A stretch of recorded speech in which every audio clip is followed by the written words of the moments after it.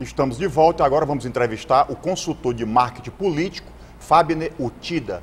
Bom dia, Fabner. É um prazer recebê-lo aqui na bancada do Direto da Redação. Bom dia, Freitas. Tudo tranquilo? Bom dia para todo mundo.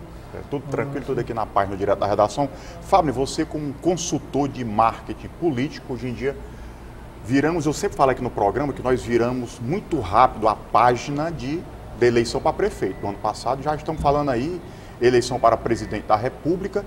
E os políticos, as pessoas estão muito preocupadas com a questão da imagem, fazer o seu marketing político? Olha, a imagem, Freitas, sempre é uma coisa que eu acho que tem que ser levada em consideração, mas marketing político, eu acho que tem uma coisa que é bom até aproveitar esse momento para as pessoas que estão acompanhando, principalmente a juventude que está cada vez mais entrando nesse mercado. É um mercado que o Brasil tem crescido muito, está produzindo profissionais para o mundo inteiro. Já hoje é o seguinte, é bom separar o que é marketing político do que é marketing, por exemplo, governamental. Né? Vamos falar que o marketing governamental pressupõe você estar cuidando de uma imagem de um governo, imagem de um líder. E tem uma coisa que às vezes as pessoas confundem quando você fala tanto marketing político quanto governamental, é até que ponto se você está vendendo uma imagem verdadeira ou uma imagem falsa, na verdade. Né? Então, o que é interessante que as pessoas pensem, né? O processo de fazer marketing, antes de tudo, é ter um processo de ter um bom produto, de ter conteúdo, de ter uma resposta verdadeira para a sociedade, de ter algo que tenha um compromisso, né? Se você for olhar o conceito per si de marketing político, marketing governamental, ele tem a ver com o processo de criar, né, e entregar valor e se relacionar com uma sociedade, um projeto de governo, um projeto político, um projeto de um partido, fazer sentido e dar respostas concretas para a sociedade. Quer dizer, então, que, no caso, falando aqui no corporativo, o marketing governamental, por mais que o governo ele seja realizador, se ele não souber trabalhar, quer dizer, tanto a divulgação, como também de incidir nos grupos necessários para aquela atividade, ele não vai funcionar, mesmo que ele seja realizador. A questão, o que é funcionar? Ele precisa funcionar para as pessoas, ele precisa dar resultado para as pessoas, ele precisa fazer sentido para a sociedade. Então, se um governante, um governo, né, se preocupa em fazer um belo trabalho, mas que a população não entendeu o que isso significa e não entendeu o benefício disso para ela, isso tem uma perda de valor fantástica. Então, é importante que o marketing seja pensado num processo permanente de interação governo, governante com a sociedade, né?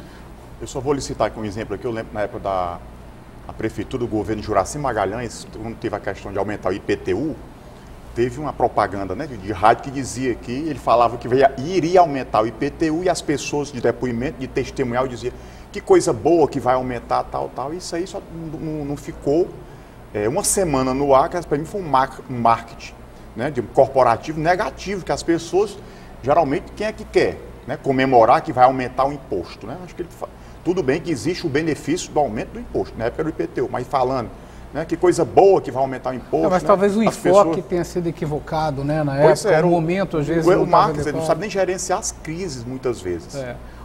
Tem uma coisa interessante, um governo, um líder, um prefeito, o presidente, o governador, o que quer que seja, quando você fala assim, qual que seria a essência ou a função principal do marketing político, do marketing governamental? É construir um legado, né?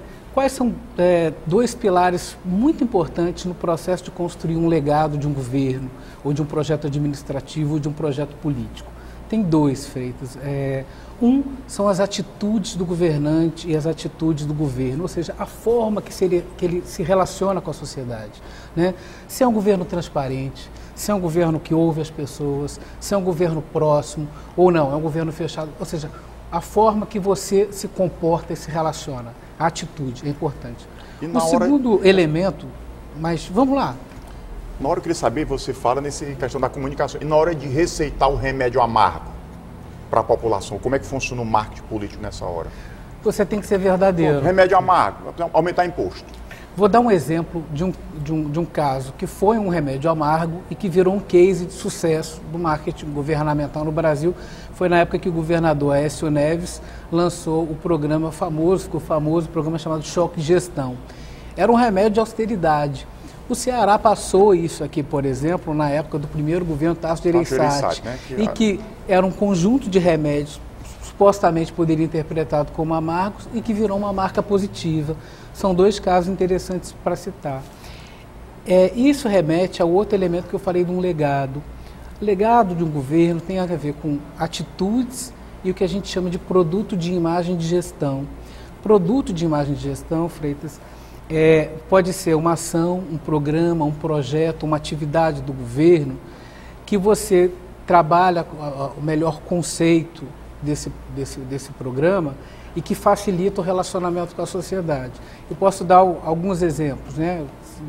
Tem um produto de imagem de governo fantástico aqui que dá alguma resposta, o Ronda do Quarteirão do governador Cid Gomes é um exemplo interessante de um programa que permite um bom recall, permite um bom entendimento. Sim, mas só ali, o Ronda do Quarteirão só marketing também, né? Quer dizer, a eficácia, acho que ele fez ali o marketing corporativo dele, funcionou o marketing. Mas depois hoje em dia tem que gerenciar, é uma crise. Eu citei né? Falando disso aí em relação ao Ronda. Eu citei o Ronda do Quarteirão, que eu acho que é interessante até para provocar esse debate, né? Eu estava conversando com um amigo meu, falando da questão, essa questão da violência, Fortaleza, etc. Esse amigo meu olhou para mim e falou, Fábio, mas imagine se não tivesse o Ronda. Ou seja, quando você tem bons programas, né, bons produtos de imagem, facilita ter pelo menos uma forma de se relacionar e de debater com a sociedade, né? Não quer dizer que está perfeito, não quer dizer que isso resolveu todos os problemas, mas permite um relacionamento. Você estava falando do Fome Zero, né? Fome Zero era uma proposta do primeiro governo, foi o primeiro grande programa lançado no primeiro governo do presidente Lula, né? Era uma proposta de governo. O programa em si acabou perdendo um pouco de força, o próprio Bolsa Família, digamos assim, né? Mas era um produto de imagem. Mesmo as pessoas que foram mais críticas, né, na questão desses programas sociais, por exemplo, no caso aqui do Nordeste, onde foi que o Bolsa Família, oriente do Fome Zero, é a ação mais pontual.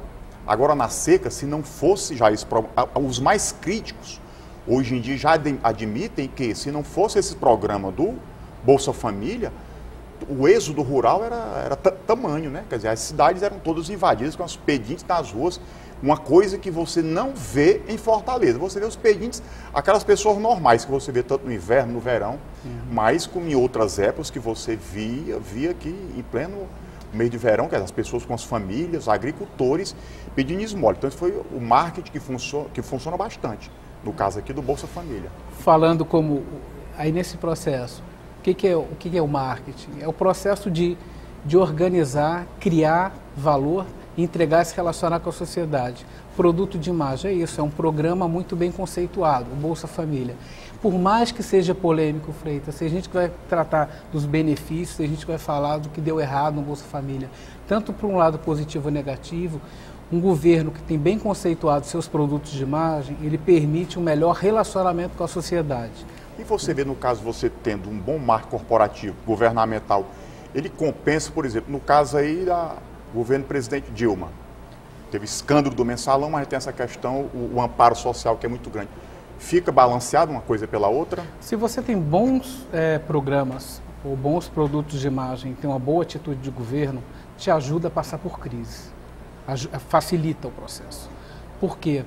Porque imagina o corpo humano. É uma compensação, então? Imagina o corpo humano. O que é uma pessoa estar saudável? Não quer dizer que ele está ausente de doença. Ele pode ter alguns micro-organismos, pode ter vírus, mas pode ser um cara saudável. Por quê? Flora bacteriana normal, né? Pode. O composto de saúde dele é muito mais elevado do que o composto de doença. Se você tem um conjunto de programas, projetos de governo muito positivos, te ajuda em momentos de turbulência ou efeitos negativos, passar com maior tranquilidade por isso. O gestor, ele é resistente a trabalhar o marketing, esse corporativo, o marketing político? Ele acha oneroso? Alguns casos sim, às vezes porque não entende. E às vezes tem um caso que é exatamente o mais complicado, é o que quer trabalhar só o lado, digamos assim, da maquiagem do marketing negativo, que quer só trabalhar Só a fachada. Só a fachada. Isso não dá certo, porque saco vazio não para em pé. Então, para fazer um trabalho profissional, não basta só cuidar da embalagem, né? Tem que ter cuidado do... Fábio, esse nosso primeiro bloco da sua entrevista está terminando e no bloco seguinte, estamos aqui, o prefeito de Fortaleza, Roberto Cláudio, estamos aí, agora dia 10, os 100 dias do governo da Prefeitura de Fortaleza. Eu queria que no bloco seguinte você explicasse aqui para os nossos telespectadores por que foi chancelada, cravada essa marca de 100 dias quando o gestor assume a gestão. Vamos tratar no bloco seguinte? Bora, Tá 100 okay? dias, está na pauta. É um minutinho só.